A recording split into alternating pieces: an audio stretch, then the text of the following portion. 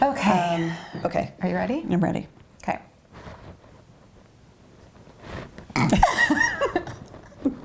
Are you Are ready? we doing a little small talk? Well, we just did. Oh, there's small talk. My earrings are missing. I don't want that going on They're air. not in here with all these lights.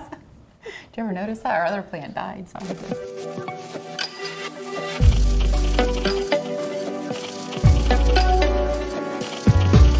Hello, my name is Amy Natt, and I am the CEO of Aging Outreach Services, and this is All Things Aging. And I'm Amy Obst, editor of Outreach NC, our monthly publication. And today we're talking about a hot topic, driving and when to give up the keys. This is a very hot topic and one that most people do not want to discuss, at least with the person who should be giving up the keys. So, Yes, so this comes up a lot, just friends, clients, across the board. This is something we're all talking about. What's the typical age when somebody stops driving? So that's difficult because it's different for each person, right? If you think about driving, it's a very complex task, right? You have to be able to pay attention to your surroundings. You have to have pretty quick reaction times. It requires sometimes memory of where you're going, Right. or the ability to navigate somewhere new. And so, you know, we certainly see bad drivers at any age, or people that we think shouldn't be driving. But as a person starts to get older, typically after the age of 75, you know, we really start to look at, are there things going on with that person, you know, or should we evaluate the ability to drive to make sure not only that person is safe, but obviously all the other people on the road as well. And then after about the age of 80 is when we start to see a more dramatic drop-off of people that either voluntarily will give up the keys for various reasons, or complex medical issues. Right. You know, sometimes we can navigate or overcome one issue, but when we start to have 2, 3, 4 different issues, and that complex task of driving becomes a little more difficult. I've talked to so many people where this has been a problem with either a spouse or a parent. And I notice people say, well, just, you know, the law has to say something about this. Or Right. what are the rules or whatever? Yeah. What are Tell the rules? doctor to take Right, the keys. Right, exactly. No one wants to be the one to take the keys themselves. So it actually varies a little bit by state, right? So it's important to know for your state what the laws are. So in some states, it may be that at a certain age, you have to take the test more frequently. It may be at a certain age, it triggers actually taking, you know, when you went to get your license the first time, you actually had to drive with the person versus just sitting at the counter.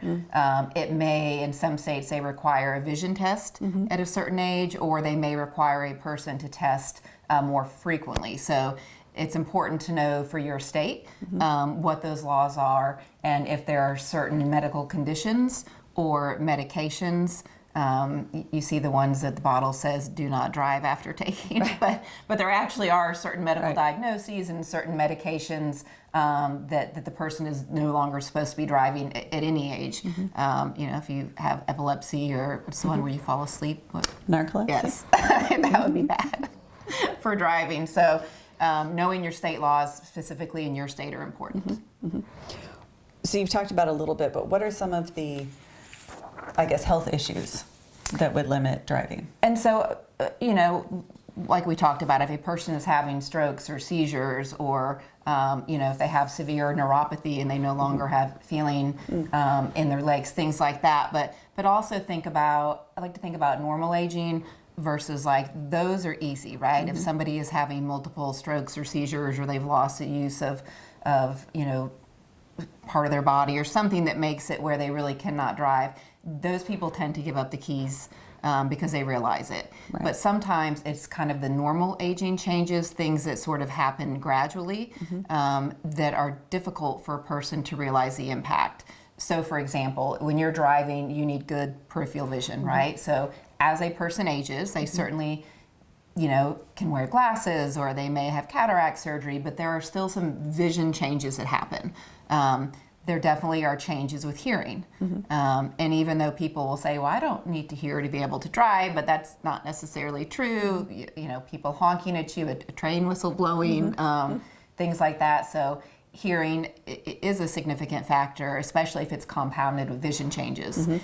Think about things like a mobility decline, slowing reflexes. Right. So again, one of these things alone, a person might be able to compensate for, but when you start to see changes in that person's alertness, changes in reaction times, if there's changes cognitively, I hear people say, my mom has driven the same route to the same store for 50 years. Like, she can get there, I'm not worried about it. And I'm like, that's great, but what if one day she's headed to the store and there's a road closure or there's been an accident and she has to be rerouted another way? Would she still know how to get there and back home if her familiar route was suddenly disruptive? Reaction times.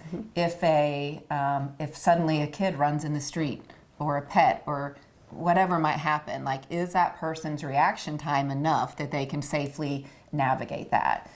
So, people talk about dementia in driving, but there's a lot of other factors that can sometimes be a normal part of the aging process that also need to be evaluated. How do you know when it's time to give it up? Usually when you're asking. What I love to ask, especially it's usually a spouse or an adult child, and I say, so say it's your dad and you're trying to figure out if you should talk to him. Maybe there's been a couple little fender benders, gotten lost, or you've noticed, he's kind of cruised through a stop sign or whatever. My first question is going to be, would you ride with him? Right? My next question is going to be, would you let your children ride with him? And you'd be amazed how many people say, oh my gosh, no, I would never get in the car with him, or no, I don't let him drive my kids. And I'm thinking, well, there's your answer, because you're not concerned about the other people on the road. It's not just about if he can safely get from point A to point B, but if something happens, it could be catastrophic, and it's just not worth it at that point. If the person has gotten lost, that's sometimes an indicator. Another one I hear is, well, mom has GPS, so she'll be able to get home. And again, maybe, but if the person's repeatedly getting lost, then that's probably going to lead to some other factors. We had a client once, and there hadn't really been any issues. She'd been driving fine, but she was fine until she wasn't, right? And she ended up in another state. Wow. One wrong turn. Yeah. So it happens, and you hear these silver alerts. So a silver alert is typically a lost older adult, and many times, it could be someone that's wandered off, but it's also someone who's gotten in a car and lost their sense of direction. Another way would be to observe the driver. I've had people say, Mary Jo's been coming to choir, and we've noticed that she's not able to really park correctly anymore. She's coming on the wrong nights, or she's bumped into the mailbox. Whatever those little indicators are, they shouldn't be ignored. It may be that modifications can be made or something could be assessed, but you should at least be having that conversation.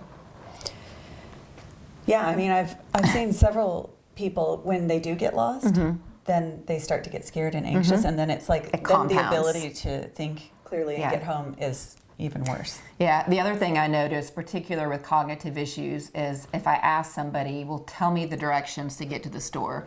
Well, you go to the big road and then you turn left on the little road, and then there's a stop, but they don't really know the names per se. They're going on that familiar routine. But again, if that gets disrupted somehow, then you have to ask, what is the potential of what could happen at that point? Right. Cars are a serious piece of machinery, so there definitely can be big implications and liability to allowing someone to continue to drive. So let's go back to the idea of my dad. Okay. Let's say that I've assessed Okay. This may be an issue. Right. Are there any programs or things that I could send him to that would give maybe like a third-party assessment? Yeah, and one of the best things is to empower and enable somebody to make that decision for themselves. And so maybe the conversation is, hey, Dad, I've noticed that, your insurance policy gives a discount if you do this, AARP Safe Driver course. Or maybe he's questioning himself. There are programs out there typically run by occupational therapists. And if you go to this program independently, right, on your own, then you're going to get that feedback and be able to make choices versus ending up in a situation where something is forced or there's legal ramifications. And so there are, if you Google, right, driving assessment courses, there are some out there. Now, a lot of times these can be out-of-pocket expense, especially if it's one you choose to go to. But you could also, contact your senior center, area agency on aging. If you are a member of something like AARP or whatnot, there typically are, some courses available to kind of assess driving skills, reaction time, peripheral vision, those type of things. So those can certainly be helpful. Are there benefits to these programs to going other than just getting the assessment? Sometimes there'll be a discount, right, on your insurance. I think peace of mind is a big one. And again, reducing liability. I was in a support group that I was running one year, and the lady lived out in the country, and there were a lot of horse farms. And she had backed into just the gate of this horse farm, but she did have pretty advanced dementia and was on some medications for this, among other things. But eventually what happened is the farm that she ran into, the horses got out. There were things that happened, and the family ended up getting sued, and they were found liable. And so it cost them a lot of money. So an advantage is going out on top, right? Making it your choice. Going out with a great driving record before something like that happens. And then putting something in place so you can get around before it becomes an emergency. Right. And you don't have a choice. Right. Making it your choice. And sometimes, with those courses, it may be, maybe there's an adaptive device. Maybe there's panoramic mirrors they can add to your car. Maybe there's a pedal extender or something like that. So the answer isn't always, oh gosh, no, they can't drive anymore.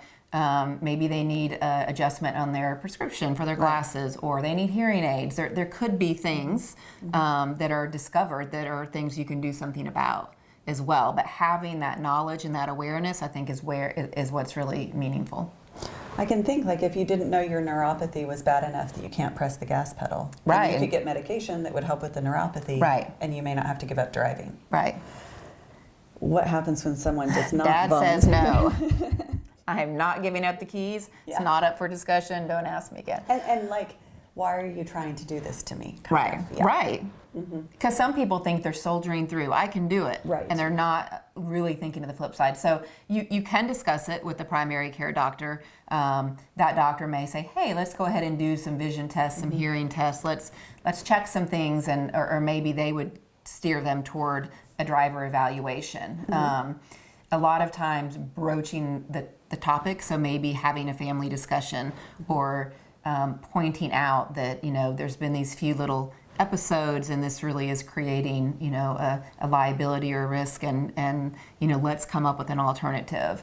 But at the end of the day, if you have somebody, I'll never forget, I had a client here where we live in Moore County. We have a lot of traffic circles, and I was entering the traffic circle and I saw one of my clients driving the wrong way around the traffic circle.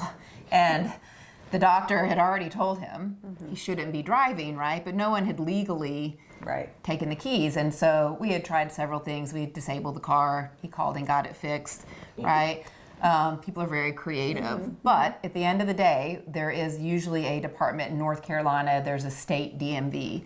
And I finally had to report him because that started the legal process of paperwork and taking away the license. So it's not pleasant to go that route, especially if it's your family member. But if that person is a serious risk to themselves or others, and you've offered some alternatives, and they just won't give up the keys, right? And disabling, sometimes it works, disable the battery, and you say, we're working on getting the car fixed. But when it doesn't, you sort of have to take the next step, and sometimes that may be legally going through that state Department of Motor Vehicles to start the paperwork process, because that's when the doctor has to document that they think they're safe or not safe to drive, and that's when they do these other tests to kind of see if that person is experiencing changes that really would impact their ability to drive safe. I remember when my grandfather, they told him he had to give up his license. So he went to, I guess, actually give up the license and got into a car accident on the way there. Oh my gosh. But I think for him it was like a moment of peace. Like, right. Some people are looking for an out. Yeah. So sometimes if you give that person the out, like, well, hey, your grandson just turned 16, gosh, wouldn't it be a great legacy for you to pass the car along? Or, you just had this procedure, you're not supposed to drive for 6 weeks. That gives them a reason not to drive, and it sort of helps them save some pride. So sometimes things like that will work. You can also, some people don't want to give up the driver's license because that's their sense of identity, their sense of ID, literally. But you can go to the ID, or the ID, you can go to the DMV and get just an ID to use. Right. Some people have military IDs, retired veterans, and they can use that as their ID. There's something about having that in your hand that makes a person feel good and have that sense of identity. So giving up the driver's license portion doesn't necessarily, you can still take them to get a state issued ID so that they have that to stick in their wallet. And sometimes that helps them feel better as well. So, brass tacks, should you take the keys away if somebody is unsafe? Yes. I mean, again, if you're not comfortable riding with them and you wouldn't let your children ride with them, it's time to do something. But think of ways, if you're going to take something away from somebody, right, it's going to only be successful if you replace it with something else. So instead of just making it contentious and saying, look, we've tried everything, we're just taking the keys, or we're contacting whoever to take the keys. Think of replacing that. So what is it that they really are scared of? Usually it's a sense of independence. Right. It's a way to get the places they need to go. And so whether you're showing them how to use Uber, or you're setting up somebody who's going to provide transportation for them 3 days a week, or you're giving them the local number for taxis or transportation through the Department of Aging, but give them some other resource, because what they're really scared of is losing that sense of identity and independence of being able to come and go. And it's hard for them to envision, how would I do this if I didn't have a car? Because a lot of people, especially if they grew up in rural America on farms, they've been driving since they were 12, 13 years old. And so the thought of taking that away, it is, like you said, fear and loss. And so find a way to supplement and replace that to give them some reassurance. As you're talking, I can almost hear people saying that they don't want to be a burden. Right. And the thought of not being able to drive themselves makes them feel that they're going to be a burden. Yeah. And sometimes putting it in writing is helpful. If you have a primary care doctor who is willing to put something in writing, sometimes they'll respect that. And they can, if it's in writing, whether it be a family contract agreement with the person or something that a medical professional that they respect has put in writing, but having that to go back and read to remind them of those reasons can be helpful as well, especially if there's some cognitive issues at play. What are some of the medical diagnoses that would limit driving? I think anything that's causing you not to have the same motor skills, reaction times, a clear head, right? Like people that have just had surgeries and are on major pain medications, or things that make them sleepy, or things that limit their ability to multitask or to really do, kind of those, it's not just a one-step process. If you think about from the time you get in your car to get to where you're going, there's probably 5, 10 steps that you've had to go through. And it's something that you keep reassessing, right? Especially as somebody has a change. It could be at any age that somebody has sort of a significant change, but those are the times that you can sort of reassess. There's those people that, my mom drove till she was 99, sharp as a tack, but, in reality, there usually comes a time where people have to give that up and find something to replace it. So it's not the end of the world like people think. I kind of would like to have a driver. I know. I couldn't drive after giving birth because I had C-sections. There you go. And so I couldn't take my mom one day to the ER. I was like, I can't drive. And same with, people that their vision, at night. People will stop driving highways, stop driving at night. They're giving you indicators that they don't feel comfortable. And so that's when you really start paying attention and observing. So. Does insurance have anything to say about this? about older drivers? They will if you get in an accident. It's just not worth the risk. Yeah. It's really not. So how can you help someone safely make the transition from giving up the car? Yeah, I just, like I said, it's giving them another resource to help them maintain their independence. If they're living in a retirement community, sometimes there is transportation built into that. So sometimes, it's, hey, well, there's a van that goes to the store every Monday, or again, we've, set this person up who's going to get you to the beauty parlor, get you to the grocery store. Let's get these things on the calendar, and just reassurance. It really is reassurance and giving them positive feedback and reinforcement for making the good choice. So, all right. Well, that's It's a tough one. Topic, but Yeah. important. Thank you. Definitely. Thank you.